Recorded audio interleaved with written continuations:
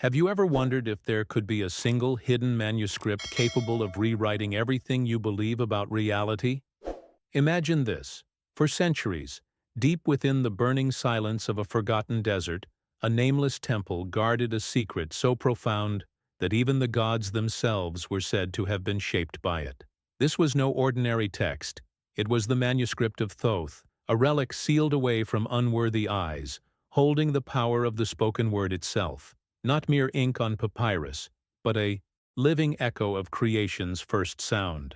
But before we begin, please hit the like button and let me know where in the world you're watching from today. It's always fascinating seeing who's joining us from around the world. The story begins in a time when sands covered civilizations, and the stars were the only witnesses.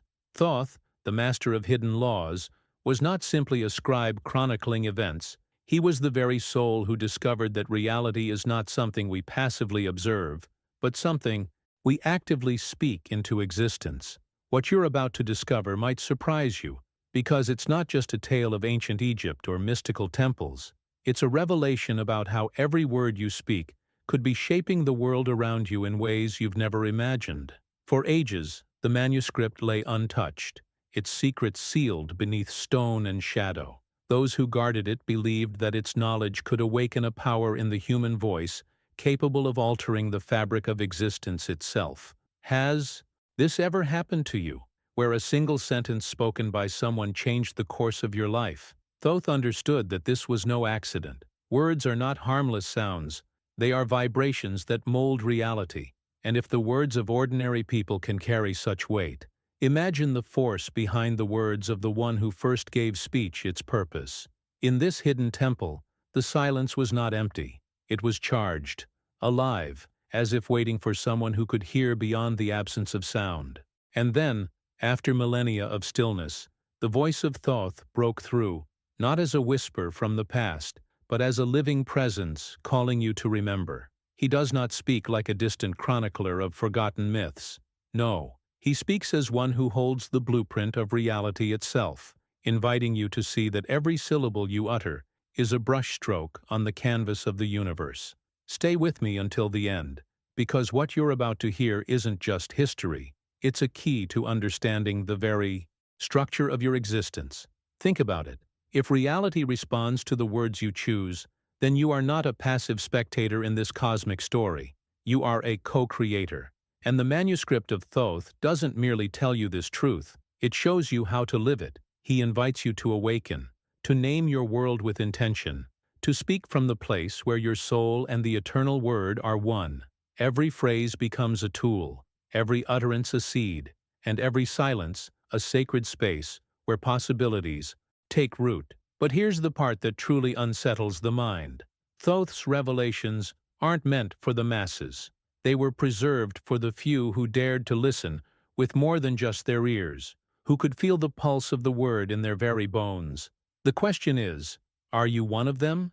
Because as we step further into this journey, the boundaries between myth and reality will begin to blur, and the story you thought was ancient history may just become your own. The temple doors are about to open. The manuscript is ready to speak, and the first word is waiting. If you'd like to keep exploring these ideas with me, make sure you're subscribed so you don't miss what's coming next. Before the first light touched the edges of existence, before the breath of life stirred the silence, Thoth stood at the threshold of time as the guardian of the eternal word. He watched countless souls wander through lifetimes, searching outside for what had always been etched into the hidden chambers of their hearts, their true names. These names were not mere labels, but living frequencies, each syllable a precise key capable of opening or closing the veils that separate what we see from what remains unseen. Imagine carrying within you a sound so pure and ancient that, if spoken with full awareness, it could alter the fabric of your reality. This was the realm into which Keti, a humble scribe, unknowingly stepped. Day after day he carved hieroglyphs into stone walls, convinced his work was ornamental, a craft of preservation rather than creation. Yet on one still night beneath the quiet gaze of the stars, something shifted. As his voice shaped the forbidden syllables of Ra's secret name, the air trembled. The carved symbols around him began to shimmer with their own light, no longer mere marks on stone, but living entities, dancing in the space between worlds. It was as if the temple itself exhaled, revealing a hidden truth, that words are not passive signs, but active architects, carrying the power to build or dismantle entire realities. In that moment, Keti understood that he had never been copying the words of the gods. He had been embodying them. Each stroke of his reed pen, each curve of a letter, was an act of alignment with forces far greater than himself. The realization was intoxicating and terrifying, because if the conscious word could bring light and harmony, it could just as easily summon shadows. He began to see how carelessly spoken words about sickness, conflict, despair, had woven themselves into the lives of those around the temple, shaping events as surely as the sacred names had summoned light. It was the first glimpse of a profound responsibility. Thoth had long known that language was never neutral. Every word, whether whispered in solitude or spoken aloud to the world, carried intention. Every intention carried vibration, and every vibration, whether of hope or fear, found a way to take form. This is where transformation truly begins, not in the grand gestures or rare rituals, but in the quiet decisions of what we allow our voices to release into the air. As Keti stood there, heart pounding, it became clear that the spoken word was more than communication. It was an invisible blueprint. A thought-given sound could shape the unseen, pulling possibilities from behind the veil into the realm of the tangible. This was not about superstition or chance. It was the mechanics of creation, hidden in plain sight. The same forces that had built pyramids, guided rivers, and aligned civilizations with the stars were humming inside every syllable we utter. Now, I want to go even deeper into this topic, because understanding this connection between voice, intention, and manifestation is the foundation for unlocking the true potential of your own reality. Write in the comments, "This makes sense to me." Thoth's presence around Keti was not something seen, but felt, a pressure in the air, a resonance that seemed to move through his very bones. His voice, if it could even be called that, was more like the vibration of truth itself settling into place. He told Keti that the spoken word is never neutral. It is a seed, and like any seed, it carries the blueprint of what it will become. Plant words of abundance, and abundance will grow. Plant words of limitation, and you will harvest the walls you built yourself. It was a simple idea on the surface, but Keti felt the depth of it in a way that shook his understanding of life. The warning came next, direct and undeniable. Whatever you send out into the world through your voice will return to you, multiplied. If you speak with clarity, purpose, and the pure intention to elevate, the return will be magnified blessings. But if your words are born from fear, anger, or carelessness, they will return as heavier chains than those you unknowingly forged. This wasn't superstition. It was a hidden truth about how energy flows, how the invisible architecture of reality takes shape. Behind the scenes, Keti began to see his past conversations as if they were carved in stone, moments where casual negativity had seeded small misfortunes, or where a rare, heartfelt encouragement had rippled out in ways he never noticed before. He realized how easy it was to speak without thinking, to let emotion dictate language, and how dangerous that could be when every syllable was an act of creation. His mindset shifted instantly. Words were no longer tools for expression. They were decisions, each one carrying the impact of a signature on a contract with reality. Thoth explained that this was the first sacred law, the foundation upon which all other mysteries of the word rested. Once understood, it changes not only how you speak, but how you think, because thoughts are simply words that haven't yet found their voice. Holding them carelessly in the mind is like carrying fire in bare hands. It will leave its mark whether you intend it or not. The journey of mastering the word, he said, begins with mastering the space between thought and speech, shaping it with intention, as a craftsman shapes gold. Subscribe, and let's keep uncovering the hidden truths that can transform the way we live and see the world. Keti listened, not with the ears, but with something deeper, something in the center of his chest that recognized this truth as if it had been there all along, waiting to be remembered. And in that recognition came another revelation. The law was not punishment or reward, it was simply reflection. The universe was not keeping score. It was mirroring back the state of the speaker's consciousness. This meant that to change the reflection, one had to change the source. The transformation was inward before it could be outward. Now, I want to go even deeper into this topic, because when you understand how intention shapes the return of your words, you begin to see that your entire reality is a dialogue between who you think you are and who you truly are, and it is in this dialogue that the power to reshape your life waits, quietly, for you to speak. Put down, "I'm also on this path." Thoth's words carried the weight of ages, but they didn't feel distant. They felt immediate, pressing against the edges of Ketty's awareness, as if the truth was too alive to remain hidden any longer. He spoke of each word as a seed, invisible to the physical eye, yet undeniable in its influence. These seeds, once planted, rooted themselves in the unseen soil of existence, drawing from the speaker's intention the energy needed to grow. Whether they bloomed into harmony or tangled into thorns depended entirely on the gardener's consciousness.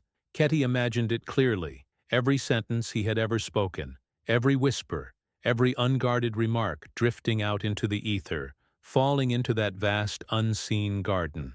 Some of those seeds had no doubt blossomed into beauty, others into shadow. And the most startling part was this: unlike a garden in the physical world, the soil of existence never rejects a seed. It nurtures whatever is placed within it. That realization was more than a lesson.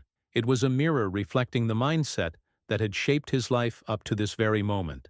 Then came the sacred technique, delivered not as a ritual of superstition, but as a precise alignment of voice, intention, and the eternal current that flows through all things.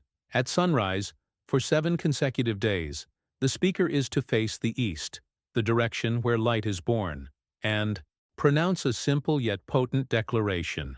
I am the word that knows itself. My voice is one with the eternal word. What I speak in truth becomes form. Thoth's instruction was not about reciting lines like a charm. It was about becoming the meaning behind them. The words had to be felt, as if they were rising from the very center of the chest, vibrating through every cell, until there was no separation between the one speaking and the word being spoken. In that silence, after the affirmation, Thoth explained, the real transformation begins. Not the silence of absence, but the silence alive with presence. The space where the echoes of the eternal word reveal themselves. This is where the listener might hear, not with ears, but with the soul, the secret name they came to embody in this life. And once that name is remembered, the understanding is irreversible. You are not simply a human speaking words, you are the word itself, experiencing its own creation through the form you inhabit. This awakening changes the nature of everything. Speaking becomes a sacred act, silence becomes a prayer, and even the breath turns into a rhythmic chant that ties the body to the cosmos. It's a hidden truth that reframes reality. You are not navigating the world. You are continuously creating it, moment by moment, sound by sound, thought by thought. The shift in perspective is profound. Conversations that once felt casual now carry weight. The pauses between words feel like open doors where possibility waits. The choice of what to say becomes the choice of what to manifest. Now, I want to go even deeper into this topic because once you realize that you are the living word, every interaction becomes a chance to plant seeds that can reshape not only your path but the collective field we all share. Write in the comments, "This makes sense to me." In the stillness before time began, there was only silence, not the absence of sound but a fullness so complete it contained everything yet to exist. This silence was aware, and in its infinite awareness arose a longing to experience itself. That longing took shape as a single act. It spoke its secret name. In that instant, the word was not a sound. It was an unfolding. Light burst forth, stars ignited, the dance of creation began. And within that first vibration was the blueprint for every possibility, every life, every soul. You carry that origin within you, just as surely as the galaxies carry the memory of their first spark. It was this truth that reached Neferet, a devoted priestess of the Temple of Isis. She had spent years in service, offering prayers, performing sacred ablutions, honoring the deities she believed stood far above her. Yet on one moonlit night, as silver light rippled across the temple's waters, she heard a voice not from the heavens, but from within the very current of the water itself. It spoke without words, but its meaning was undeniable. You are not apart from the divine. You are the divine. Momentarily clothed in human form, this realization was more than a shift in belief. It was a collapse of the distance she thought existed between herself and the source. Her prayers were no longer supplications to a distant power, but conversations with her own eternal essence. Rituals transformed from acts of reverence toward something outside into acts of remembrance, ceremonies of aligning her human experience with the infinite identity she had always possessed. Join me here by subscribing. This way, we can continue this journey together, one insight at a time. The impact on her mindset was immediate. Every offering she placed on the altar became a reflection of her own inner abundance. Every invocation was an affirmation of her own voice, as an extension of the voice that spoke the cosmos into being. It was a hidden truth she could no longer unsee. The separation she had been taught was an illusion, sustained only by forgetting. Once the memory returned, her relationship to every sacred act deepened, and so did its effect. She began to sense the behind-the-scenes reality of creation, that the divine doesn't sit above the world pulling strings, but moves through every breath, every thought, every decision. Her journey became less about reaching toward something and more about embodying what she already was. The temple around her didn't change, but the way she inhabited it did. She walked its corridors as both servant and source, a participant in the great unfolding rather than a spectator to it. Neferet's awakening is a mirror for anyone willing to look beyond the surface. It challenges the ingrained idea that we must seek divinity elsewhere, as if it were a treasure buried in some distant place. Instead, it's like discovering that the treasure has been in your hands all along, and every prayer you've ever spoken was the divine speaking to itself through you. Now, I want to go even deeper into this topic, because understanding that you are both the seeker and the sought changes the way you speak, act, and create. It turns your entire life into a living temple where the sacred is not visited, but lived. Put down, I'm also on this path. Thoth spoke to Neferet not in the language of ordinary explanation, but through visions that seemed to breathe with their own intelligence. She saw the moment when the first word, born from the silence that desired to know itself, began to divide and express. It didn't fragment into chaos, but into patterns, into numbers that pulsed with living order. 1 became 2, 2 became 3, and so on, each number not a measure, but a state of consciousness, a distinct note in the cosmic symphony. These numbers didn't just describe the universe, they were the universe, the scaffolding upon which every star, every element, every thought found its place. Geometry emerged naturally, like the skeleton of creation itself, holding everything in harmony. From this vision, Neferet began to understand why certain structures, the proportions of a temple, the curve of an arch, the alignment of a stone, could evoke a sense of peace or awe. They resonated with the same ratios and forms embedded in the birth of existence. Words, Thoth explained, could do the same. The right word, spoken at the right moment, aligned the listener's soul with the harmony of the whole, just as the wrong word could pull it into discord. But here was the hidden truth. The true potency of a word did not come from its sound, or even its meaning. It came from the silence that birthed it. He called this the second law. Only words born from sacred silence hold the power to create in balance with the cosmos. Words spoken in haste, in fear, in reaction, are like seeds thrown onto barren stone. They carry no life, no ability to root or flourish. But words emerging from the still, fertile ground of inner quiet are different. They are infused with the same creative force that spun galaxies into motion. When such words are spoken, they carry not only the intention of the speaker but the echo of that original silence, the first womb from which all possibilities came. Neferet reflected on how often she had prayed, with her lips moving faster than her heart, how many rituals she had performed while her mind was elsewhere. In those moments her words had been like empty vessels, beautiful on the outside, but hollow within. Now she could see the transformation that came when a word arose from stillness, when it was allowed to gather weight and depth before leaving the mouth. It was no longer a sound, it was a living act. This shifted her entire mindset. She stopped filling every pause with speech, stopped fearing the spaces between words. She realized that silence was not absence, but preparation, the gathering of power before the release.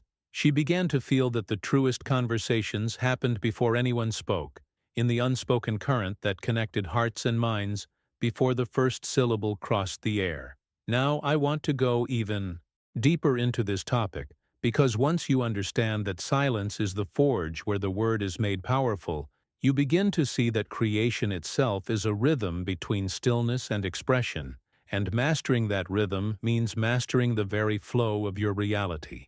Write in the comments, "This makes sense to me." Thoth's guidance to Neferet moved beyond revelation and into practice, as if knowledge without embodiment would dissolve like mist. He spoke of aligning the personal word with the cosmic word, not through elaborate rituals, but through a precise, intentional meeting of body, breath, and stillness.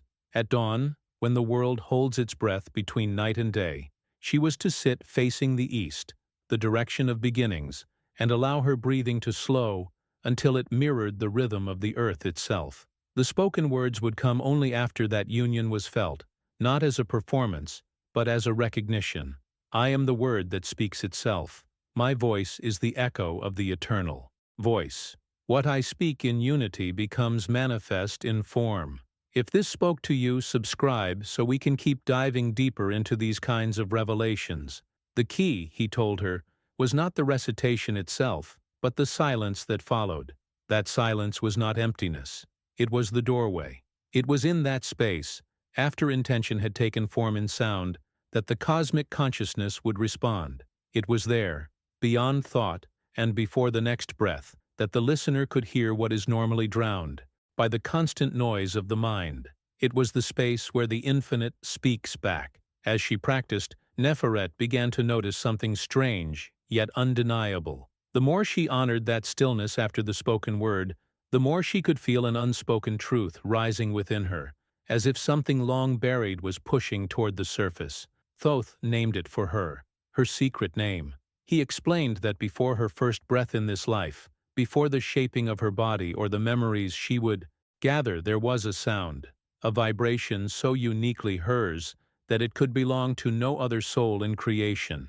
That was the name spoken by the divine consciousness when it chose to experience life through her. But incarnation brings forgetfulness. The noise of the world, the identities we are given, the roles we accept, they pile upon the memory of that original name until it disappears from our awareness. And yet, it never leaves us. It hums beneath every heartbeat. It lingers in the pauses between our thoughts.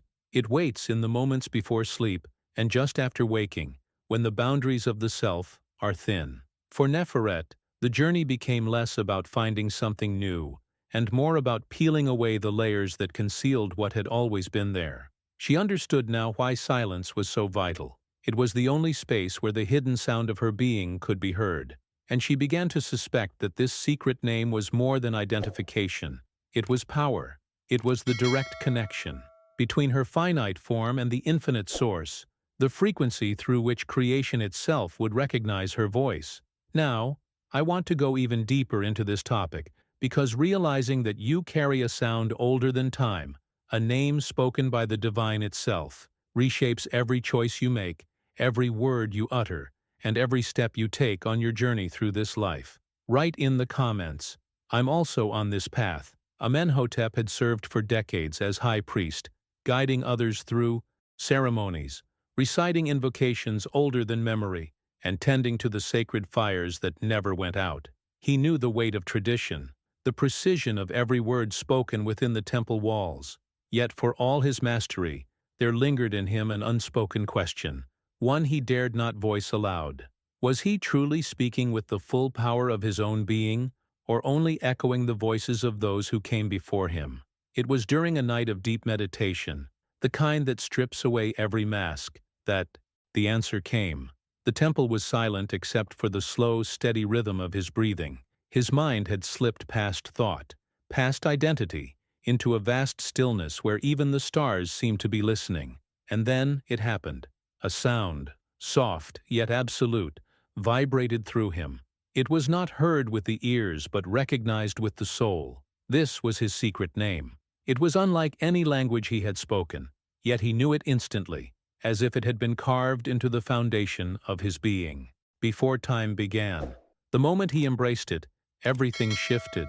When he returned to his duties, the same prayers he had recited for years now carried a resonance that seemed to move through stone, air, and flesh alike. His healing touch grew more potent, not because of any new technique, but because his words now emerged from the deepest truth of his identity. Teaching became less about passing down knowledge and more about awakening recognition in others. Prayer ceased to be a petition. It became a declaration from one aspect of the divine to the whole. Thoth had prepared him for this, guiding him toward the third technique, one meant to anchor the connection so it would never fade. For 21 nights, Amenhotep was to enter the sanctuary alone, without the presence of acolytes or assistants, carrying only a single lamp and the awareness of his secret name. Each night began with silence, moved into the speaking of the name, not rushed, but allowed to unfurl with the breath, and ended with another deep silence, where the vibration was left to echo through the unseen layers of creation. The repetition was not for memory, but for deepening. On the first nights, he felt the name move within him. By the 7th, it began to move through him. By the 14th, it was no longer something he said, it was something he was. And by the 21st night, the separation between the man and the word had dissolved entirely. Every step he took from that point on felt like an extension of that vibration, as though the temple floor itself resonated with each movement. Amenhotep understood then that the ritual was not about summoning power from elsewhere. It was about removing the interference that had been there all along, doubts, borrowed identities, the weight of expectation, so that the original frequency of his being could be heard without distortion. And once it was clear, the alignment between the personal and the cosmic was complete. Now, I want to go even deeper into this topic, because once you experience yourself as both the voice and the vibration, every action becomes an act of creation, and every word carries the signature of eternity. Write in the comments, "This makes sense to me." Ptolemy had always thought of himself as a recorder of events, a faithful chronicler of what had already taken place. His reed pen danced across the papyrus with precision, capturing history as it unfolded, never altering, never questioning. But Thoth, with the patience of one who knows the deeper pattern, placed a single sheet before him and asked a question that unsettled his certainty. Whose story are you really writing? Make sure you're subscribed, so the next time we open another hidden door, you're right here with me. It was in that moment Ptolemy began to see that reality was less like a fixed monument and more like unwet ink, alive, malleable, and waiting for the final hand to shape it before it set. The pen, Thoth explained, was the power of attention. The ink, the force of intention. Every day, whether consciously or not, Ptolemy had been scripting his existence, line by line, scene by scene. And because he had never paused to choose his words with care, he had been unknowingly repeating the same chapters over and over, as if trapped in a loop of his own making. The revelation was both liberating and unsettling. If the words he wrote in his mind shaped the life he lived, then every careless phrase, every unexamined thought, was another stroke of the pen committing a future he might not truly desire. Thoth showed him the first step in changing this, to become the deliberate author of each day before it began, not merely in thought, but in sensation, to sit in stillness each morning, close his eyes, and visualize the day ahead, not as a vague wish, but as if it were already written in the golden ink of certainty. He was to feel the warmth of the sun on his face as he walked through the moments he desired, to hear the voices, to taste the victories, to sense the calm or joy that would accompany them. This was not about forcing events into place. It was about aligning his inner script so that when the day unfolded, it would naturally mirror the reality he had already rehearsed in the theater of his mind. But there was a hidden truth in the practice. The script had to be rewritten every single day. The mind, left to its own habits, would otherwise revert to the old lines, the familiar but unhelpful patterns, etched deep by years of repetition. By rewriting consciously, he wasn't just changing isolated events, he was shifting the trajectory of his entire story. Ptolemy found that this daily act of authorship began to seep into other parts of his life. Decisions once made on autopilot now became conscious choices. Conversations took on a different tone because he had already decided the energy he wanted to bring into them. Challenges no longer appeared as interruptions but as scenes he had already prepared to navigate. Slowly, the boundary between what was imagined and what was lived began to dissolve, until he could no longer tell where the page ended and the world began. Now, I want to go even deeper into this topic, because once you understand that reality is not a script handed to you, but a living text you are rewriting with every thought and feeling, the power you hold over your journey becomes undeniable. Write in the comments, "I'm rewriting my story." Ptolemy's lessons on the fluid nature of reality had barely settled when Thoth revealed the next layer, one that moved beyond mental scripting into the realm of sacred embodiment. He described a practice older than the pyramids, a method used by the ancient initiates not merely to imagine change, but to inscribe it into the very fabric of existence. The tool was an invisible one, a golden papyrus that existed only in the mind's eye. Each morning, the practitioner would unroll it in silence, its surface shimmering like sunlight on still water, waiting to receive the imprint of a new reality. The secret was not in the words themselves, but in the state from which they were written. They could not be idle wishes or desperate pleas. They had to be decrees, spoken in ink made of certainty, as if the event described had already unfolded in every detail. To write on this golden papyrus was to stand inside the desired moment and breathe its air, hear its sounds, feel the texture of its reality against the skin.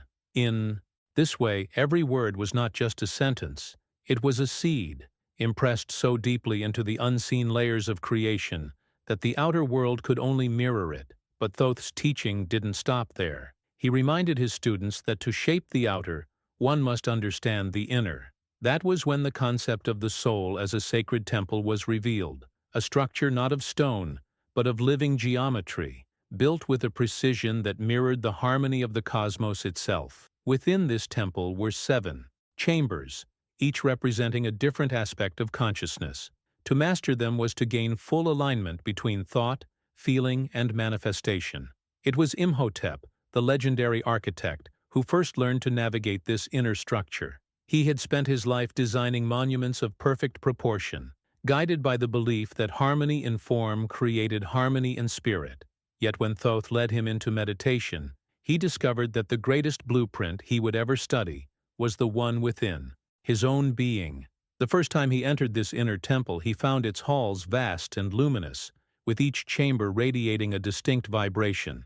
Some were warm and inviting, others cool and still, each serving a precise function in the whole. As he moved deeper, he realized that every decision he had ever made, every word he had spoken, resonated in one of these chambers, subtly shaping the structure. When fear or doubt lingered too long, it was like a fracture in the walls.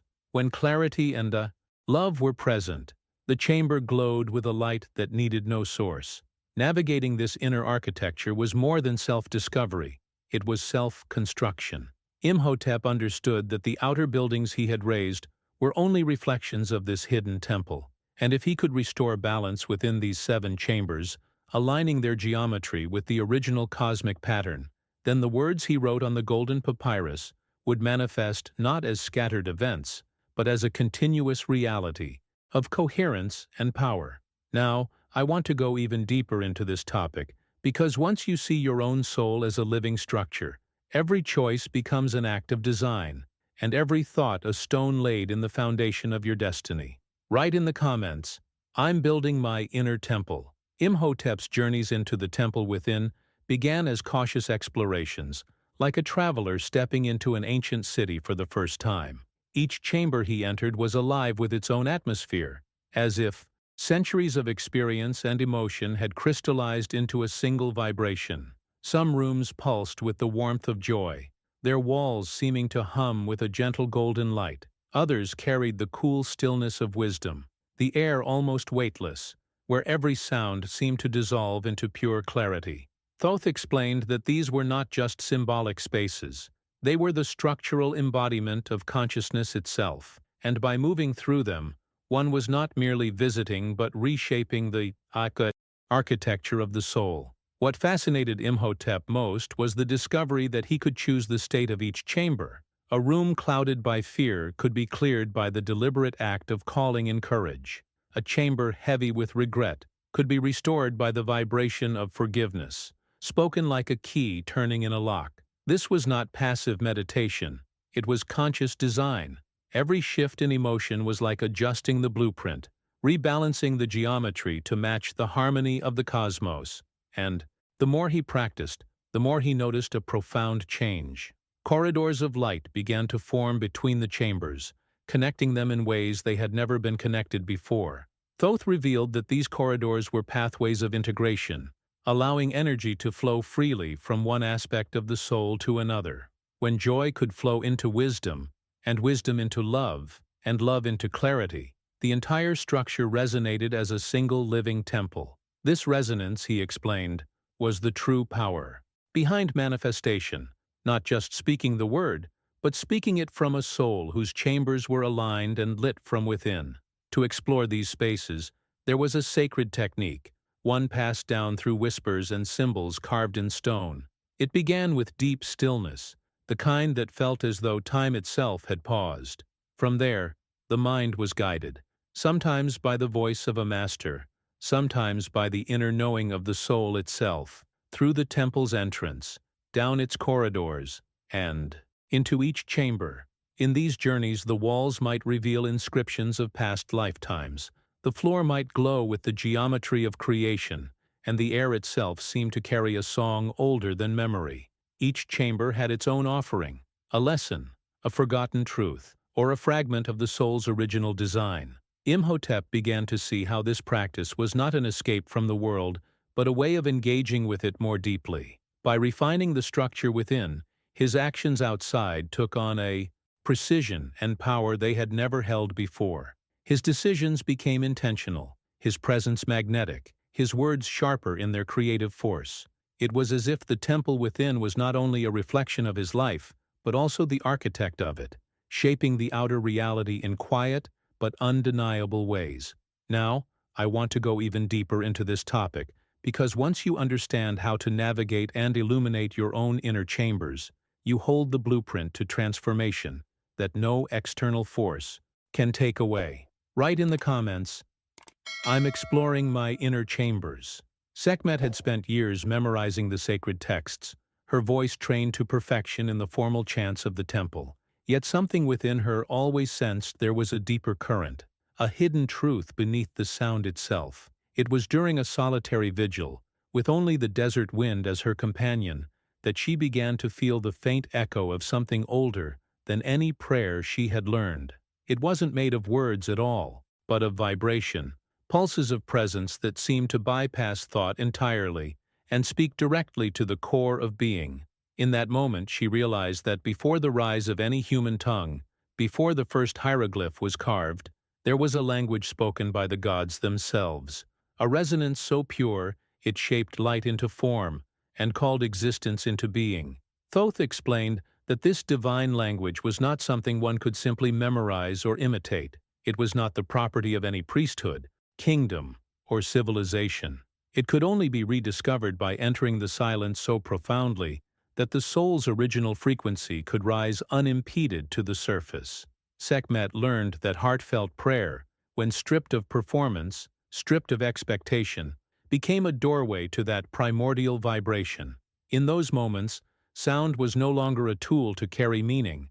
Sound itself was meaning, vibrating with the essence of creation. He revealed that any language, no matter how ordinary, could become sacred when spoken from divine consciousness. It was never about the syllables alone. It was about the state of being from which they emerged. Words birthed from fear or vanity were hollow shells, quickly collapsing into dust. But words emerging from a heart aligned with the eternal carried the weight of stars and the gentleness of dawn. They could heal. They could awaken.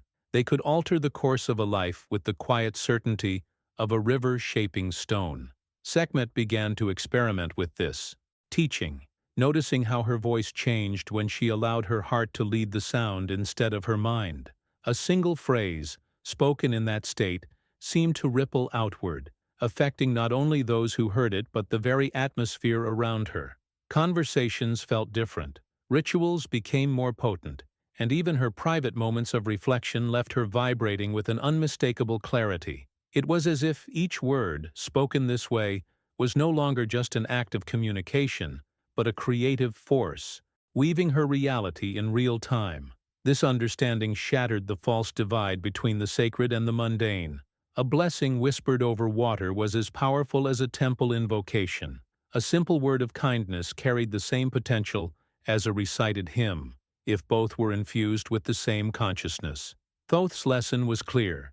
Sacred speech was not a privilege of the chosen few, but a natural birthright, available to anyone willing to anchor themselves in silence, align with the heart's truth, and let the vibration carry through them unaltered.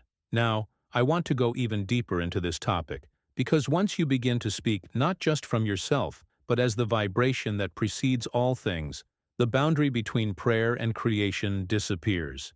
Write in the comments, "I speak from the eternal." The initiation into divine speech did not begin with the mouth, but with the heart. Thoth made it clear to Sekhmet that the tongue could be trained to repeat holy phrases, yet if the heart was clouded with fear, resentment, or doubt, the vibration would be fractured before it ever reached the air. The first step, he said, was to center so deeply in the heart that all noise from the mind dissolved into stillness, like sand settling at the bottom of a clear pool. In that space, there was no rush to speak, no need to prove, no hunger to persuade, only the quiet certainty that what was about to be expressed already carried the universal language of love, the very current that binds the visible and invisible worlds together. Once anchored there, speech transformed. A simple "thank you" spoken from that state was no longer a social courtesy, but a seed planted in the fertile soil of the unseen, capable of returning in forms the speaker could never predict. A word of blessing, given without agenda, became a gentle wind rearranging the threads of reality. Thoth explained that this was not poetry, not metaphor. This was the mechanics of creation operating behind the scenes. Conscious. Speech was a form of architecture, each syllable a brick, each pause a space for light to enter. He also warned that this responsibility was not limited to the living years. In the ancient temples, it was taught that at the threshold of death, the soul would be called to stand before the scales of Mayat, where its words, not just deeds, were weighed against the feather of truth. Every whisper, every promise, every unspoken thought wrapped in intention was part of this measure. It was not a trial of punishment, but of recognition. The soul would see with absolute clarity the echo of its voice across lifetimes, the way each utterance had either built bridges of light or walls of shadow. Sekhmet felt the weight of this revelation. She understood now that speaking was never a casual act, but a choice point with ripples that reached beyond time. Even silence, when held in love, became a statement in the universal tongue, while careless words, flung without awareness, could anchor unwanted patterns into the fabric of life. The ancients knew this and shaped their speech as one would shape gold, slowly, intentionally, with reverence for its lasting form. And yet, far from feeling restricted, Sekhmet found a new freedom in this awareness. It was not about policing every sound, but about aligning so deeply with truth that whatever emerged was naturally in harmony with it. She began to notice how conversation shifted when she spoke less from reaction and more from presence. People leaned in, sensing not just the meaning of her words, but the energy beneath them. Now, I want to go even deeper into this topic, because when the heart becomes the true author of your speech, language itself stops being a barrier and becomes a bridge between worlds. Write in the comments, "My words are my legacy." Thoth reminded them that silence was not a neutral space but a force carrying its own imprint. There were silences that healed, giving room for another's truth to rise, and there were silences that wounded, leaving a necessary word unsaid out of fear, pride, or neglect. In the ancient schools, the keepers of wisdom taught that what you choose not to speak can weigh as heavily upon the soul as the words you release. It was a hidden truth few dared to face, that compassion withheld could alter the course of someone's path just as much as cruelty spoken. This is why the measure of a life is not simply in the sentences uttered, but also in the echoes of what remained locked inside. To live with this awareness meant embracing the weight of each moment as an opportunity. Conscious speech was not a ceremonial act reserved for temples or sacred gatherings. It was the fabric of daily existence, a simple greeting, a small encouragement, a word of gratitude in passing. Each was a chance to infuse the mundane with divine intention. The ancients believed that reality was constantly listening, that the air itself held memory, storing the vibration of every utterance and every silence. The discipline to refine this power came through ritual. At night, before sleep drew the mind into the unseen realms, the disciples of Thoth would sit in stillness and summon the golden scales in their inner vision. On one side, they placed the words they had spoken throughout the day. On the other, the words they had withheld. The balance was not about judgment in the human sense, but about clarity. It allowed the soul to see itself honestly, stripped of excuses, and to understand the true impact of its voice. This was not a practice of self-condemnation but of alignment. If the scales felt heavy with carelessness or avoidance, the next breath became a vow to shift. They would then envision each future conversation as a sacred act, not in the grand, dramatic sense, but in the quiet way a craftsman regards his tools, aware that even the smallest gesture shapes the whole. With time, this nightly communion with truth changed more than their speech.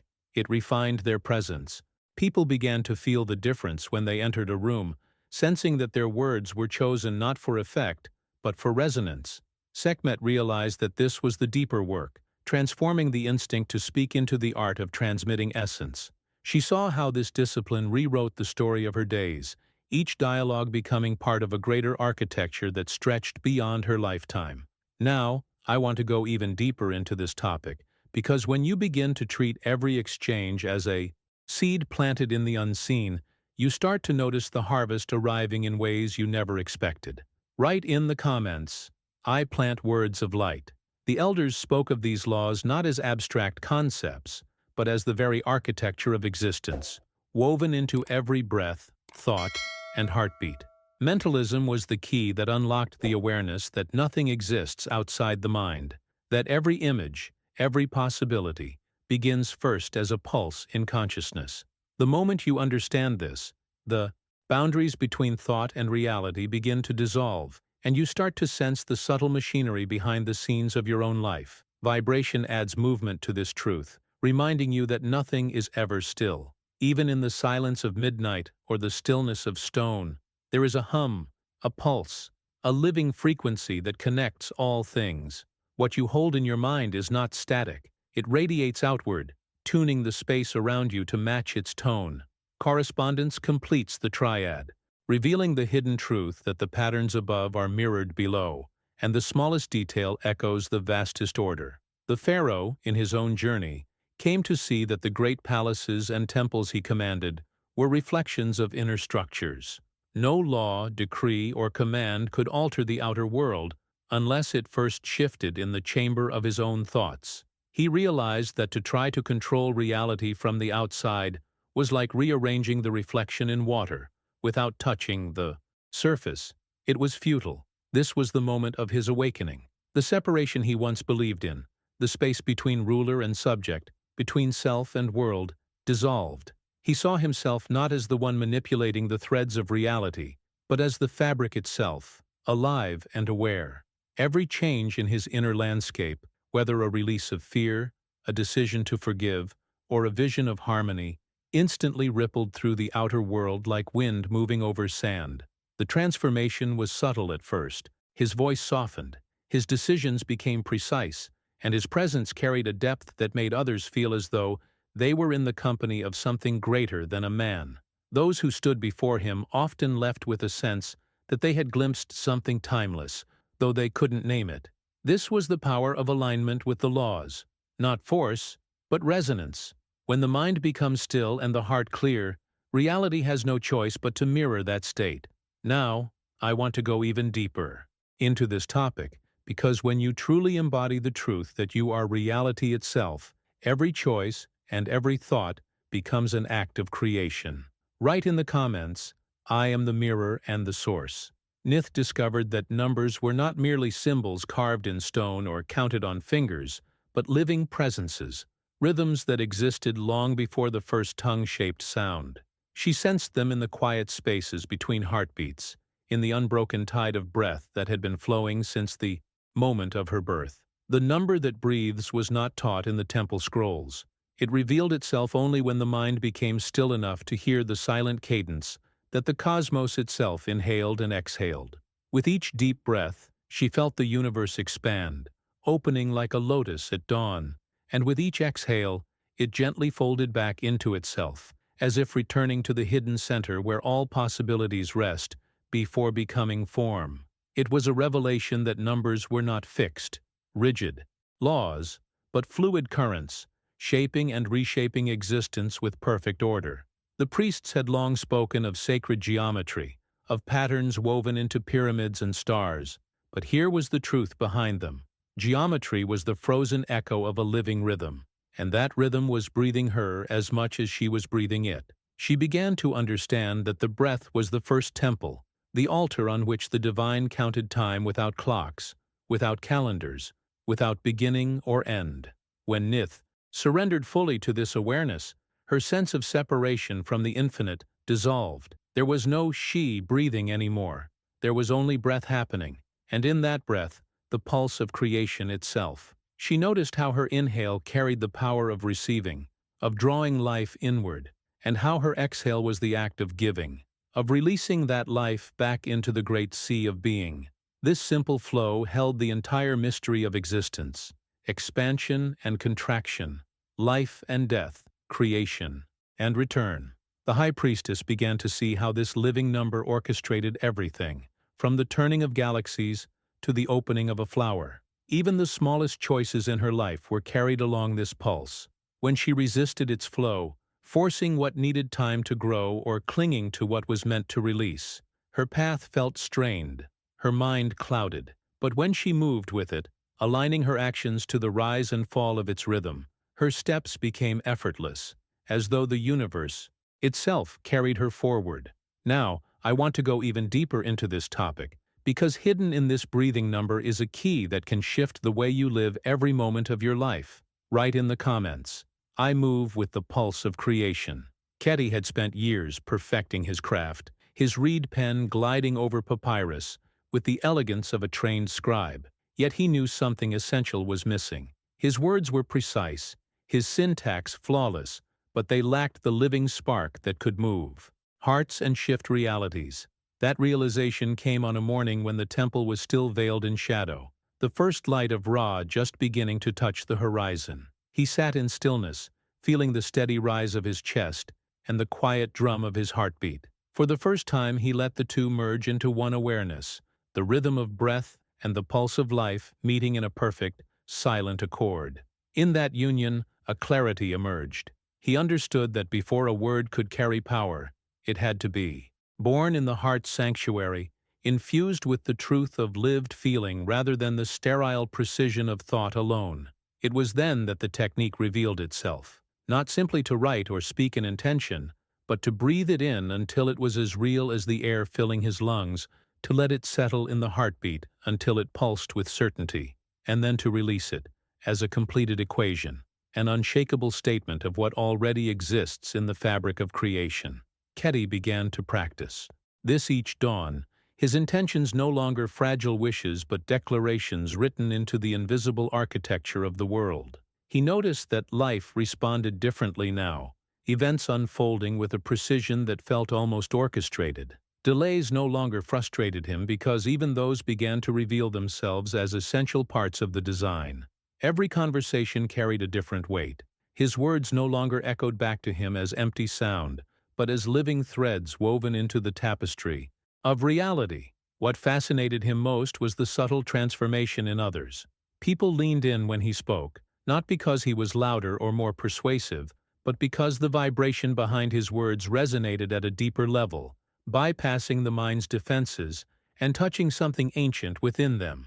It was as if his voice had learned the forgotten language of the soul, one that spoke not in logic, but in undeniable truth. Now, I want to go even deeper into this topic, because what Ketty discovered is a principle that can change the way you create, speak, and decide in every area of your life. Write in the comments, "I speak from the heart's truth." Ketty came to realize that love was not merely a gentle sentiment, nor fear merely a sharp emotion.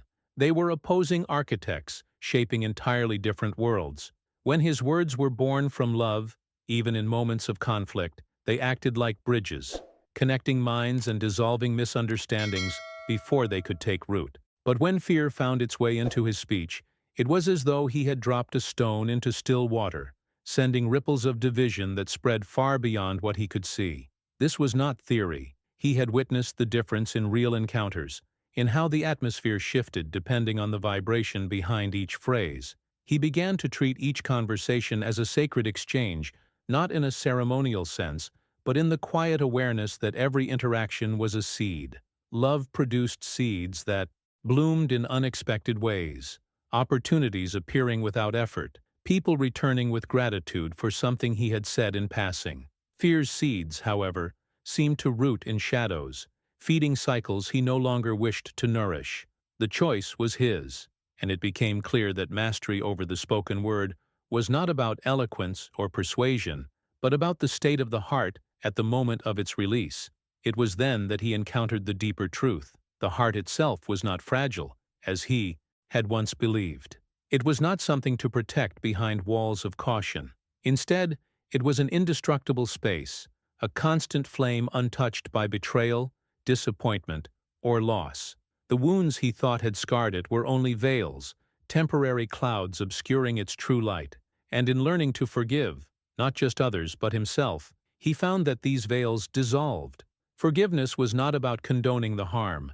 It was the act of clearing the path so the heart's infinite nature could remain open, unobstructed, free to speak in the divine language it was always meant to carry. This shift did not just change the way Ketty wrote or spoke, it altered the texture of his entire life. Decisions felt lighter, intuition clearer, and even silence became richer, filled with an unspoken communication that others seemed to feel without understanding why. Love had ceased to be an abstract virtue and had become the operational force behind his actions. Now, I want to go even deeper into this topic, because what happens when the heart is fully open changes not only the words we speak, but the very reality they shape. Write in the comments, "My heart speaks in light." She discovered that the secret was never in the complexity of the melody, nor in the flawless control of her voice, but in the quality of her presence. The temple singer had been taught since childhood to perfect her technique, to match tones with precision, and maintain the discipline of breathing as her teachers instructed. Yet none of those exercises could replicate the transformation she experienced the first time she allowed herself to sing, without the smallest fragment of separation between her and the sound. It was not simply that her voice filled the chamber. It was as though the walls themselves absorbed and reflected the vibration, sending it back as light. The air shifted, becoming almost tangible, like fine threads of gold weaving through the space. When she sang with this depth of authenticity, her voice was no longer just a sound but a presence in itself, a living bridge. She realized that the music wasn't moving outward from her. It was moving through her, originating from a place beyond thought, beyond the self that worried about how it would be received. In that moment, she understood that authenticity was not about expressing what was true for her in a limited sense. It was about becoming so aligned with the universal current that the sound carried the truth of all things. Each note seemed to leave behind a trace, not like an echo, but more like an inscription in the invisible architecture of reality. These were not random vibrations. They felt deliberate, purposeful, as if they carried messages older than any language. She had heard elders speak of this before, describing the ancient belief that sound was the first architect, that before any stone was set in the temples, its pattern had already been sung into existence. Now she could feel that this was not a metaphor. The more she surrendered to this process, the less she felt like the performer, and the more she became the instrument. Her body was simply the vessel, her heart was the tuning chamber, and her breath was the river carrying the tones from one realm to another. Those who listened often described seeing light in their mind's eye, or feeling as though their own hearts began to sing along silently. This, she realized, was the voice as a bridge between heaven and earth, not a concept to be understood but an experience to be lived. Now I want to go even deeper into this topic, because when sound is consciously shaped into light, it carries a hidden power that can alter more than the moment. It can rewrite the path ahead. Write in the comments, "My voice is light."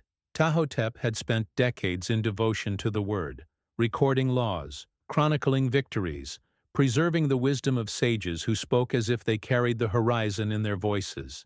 To him, words had always been vessels of meaning, sacred carriers of memory. But as the years passed, he began to notice something subtle, almost imperceptible at first. The lines between the words he wrote and the life he lived were dissolving. It was as though each phrase he had inscribed was not just recording reality but shaping it, breathing it into being.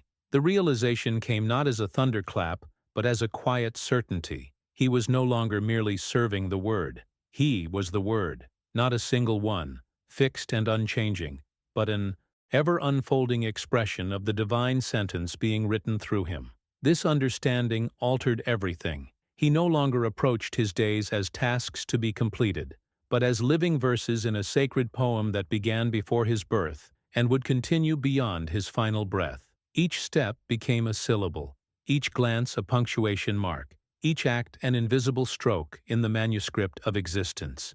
The scroll was not separate from him. His very being was the scroll. The ink was his attention, his choices, his silences, his truths. And in this space, he understood why the ancients had guarded the practice of asking, "What word am I today?" It was not a riddle to be solved. It was a mirror to be entered. Some days, the answer emerged in an instant, a word like compassion or clarity, settling into his heart with the weight of inevitability. Other days, it took the full arc of the sun before the word revealed itself, often in the most unexpected ways. A chance encounter, a moment of restraint, a decision made in stillness rather than haste. Whatever the word was, the task remained the same, to live it so completely that by nightfall, it had not just been spoken or thought but embodied. To live as the divine word is to become a conscious prayer, one that does not need to be recited aloud because its presence is already felt. In that state, reality itself begins to respond differently, as though recognizing the familiar cadence of the language from which it was born. Even the smallest gestures take on a weight they did not have before, a hand extended, a truth told without fear, a kindness offered without expectation. Each becomes an inscription in the eternal book, one that no storm or shadow can erase. Now, I want to go even deeper into this topic, because when a life is lived as the word itself, every breath becomes part of a dialogue with creation. Write in the comments, "I am the living word."